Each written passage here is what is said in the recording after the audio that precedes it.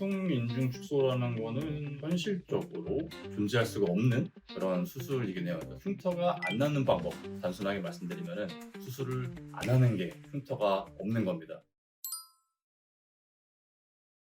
원장님 요즘에 무흉 인중 축소, 무봉합 인중 축소 이런 말들이 있던데 이렇게 하면 진짜 흉이 안 보일까요? 인중 축소하고 나서? 무흉인중 축소라는 거는 현실적으로 존재할 수가 없는 그런 수술이긴 해요. 그러니까 수술을 한다는 것 자체가 기본적으로 이제 절개를 하게 되고 거기에 맞는 어떤 수술 행위를 하게 되는 건데, 절개를 일단 하게 된 이상은 이제 봉합을 안 할 수는 없거든요. 결국은 그러니까 흉이 밖으로 보이느냐 안쪽으로 이제 숨어 있느냐 이 정도의 차이의 개념을 가지고 밖으로 드러나지 않는 흉터다 해서 아마 무흉이라고 얘기를 하는 것 같은데, 이제 기본적으로 흉터 자체를 보통 우리가 인중 축소라고 하면은 보통 일반적으로 수술하는 방법 자체는 코밑 쪽이나 혹은 코 안쪽에 살짝 이런 식으로 이제 걸쳐지는, 뭐 저희 병원처럼 3세대 인중 축소 해가지고 흉터가 좀 덜 보이게 하는 방식, 혹은 아예 뭐 콧구멍 안쪽 뭐 그런 식으로 해서 하는 뭐 여러 가지 방식들이 있어요. 근데 흉터가 안 난다라는 그런 개념 자체는 뭐 현실적으로 불가능하죠. 그러니까 흉터가 안 나는 방법, 단순하게 말씀드리면은 수술을 안 하는 게 흉터가 없는 겁니다. 그러니까 결국은 이 입 안쪽으로 절개를 해서 흔히 말하는 인중 오목술이라고 하죠. 그러니까 그거 자체를 인중 축소술이라고 변형하여서 좀 부르는 경우도 종종 있는 것 같은데, 그러니까 흉터가 안 남는다라는 개념 자체는 뭐 근본적으로 좀 불가능하지 않나 라는 그런 생각을 가지고 있습니다. 무봉합 인중 축소 뭐 입꼬리, 요즘 이제 저희 병원에도 이제 상담을 오셔서 이제 뭐 무봉합 수술을 하지 않냐 이렇게 말씀하시는 경우가 있어요. 근데 뭐 현실적으로 봉합을 하지 않는 수술도 마찬가지로 존재할 수는 없습니다. 그러니까 결국 무봉합 수술이라고 해서 한번 찾아보거나 어떤 개념인지를 확인해 보니까 결국 이제 표피 바깥층, 제일 피부의 이제 요 겉층을 봉합 시사로 하느냐 혹은 이제 접착제를 이용해서 봉합을 하느냐, 그 차이이지 않나라는 저는 생각을 하고요.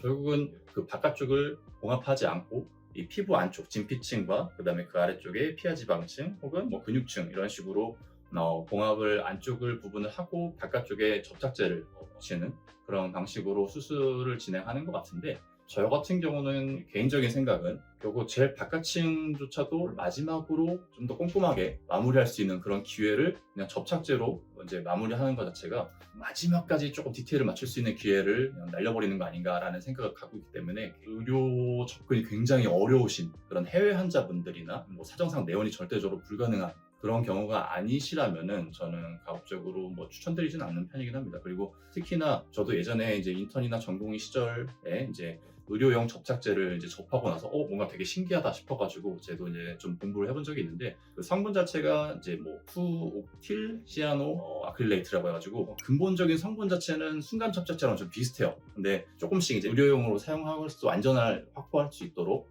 이런 어떤 작용기 자체를 좀 바꾼 뭐 그런 건데, 좀 자세한 설명을 생략을 하고 그러니까 그렇게 근본적인 원리는 좀 비슷하지만 조금 더 접착을 하는 그 과정을 좀 길게 만들어서, 이 순간 접착제 이게 손에 닿아보신 분들은 아실 거예요. 굉장히 막 뜨겁게 그러면서 막 딱딱하게 굳어버리는데, 이제 그렇게 굳는 과정을 조금 길게 만들면서 좀 피부에 자극이 덜 되게 이런 식으로 좀 변형을 시켜놓은 접착제라고 생각하시면 됩니다. 근데 그 과정에서 아무리 자극을 조금 적게 의료용으로 사용할 수 있을 정도로 좀 안전하게 만들었다고 하더라도 이게 근본적으로 피부에 자극이 그럼 아예 없느냐, 그렇진 또 않을 수가 있거든요. 그러니까 저도 그런 거 관련돼서 이제 논문들을 좀 찾아보니까 최근 한 2021년 정도에 발표된 논문 자체에서 접촉성 피부염이 생길 수 있는 그 확률이 구체적으로 나와 있는데 약 2.7%, 이제 약 한 3% 정도 되는 수준인데, 그 정도면은 뭐 낫지 않나라고 하실 수도 있겠지만, 이게 어떻게 보면 그 3%의 확률도 한번 생기게 되면 굉장히 약간은 좀 치명적일 수 있지 않나